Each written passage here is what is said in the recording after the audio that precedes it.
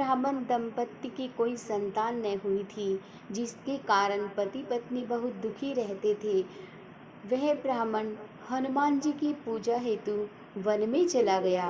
वह पूजा के साथ महावीर जी से एक पुत्र की कामना प्रकट किया करता था। हमेशा ही घर पर उसकी पत्नी मंगलवार का व्रत पुत्र की प्राप्ति के लिए किया करती थी। मंगल के दिन व्रत के अंत में भोजन बनाकर हनुमान जी को भोग लगाने के बाद स्वयं भी भोजन ग्रहण किया करती थी। एक बार कोई व्रत आ गया जिसके कारण ब्राह्मणी भोजन न बना सकी। तब हनुमान जी का भोग भी नहीं लगाया।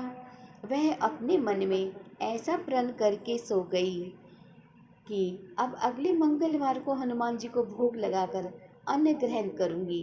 वह भूखी प्यासी 6 दिन तक पड़ी रही। मंगलवार के दिन तो उसे मूर्छा ही आ गई।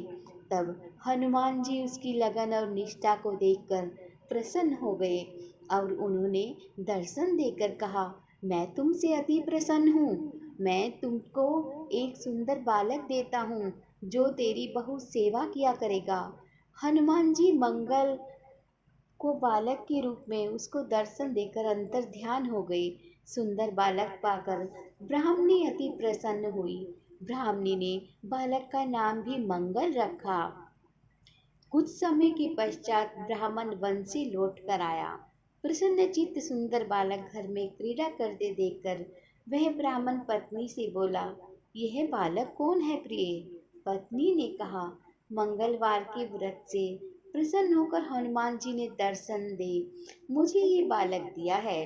पत्नी की बात छल से भरी जान उसने सोचा, यह उल्टा व्यभिचारिणी अपनी कुलस्थता छुपाने के लिए बातें बना रही है।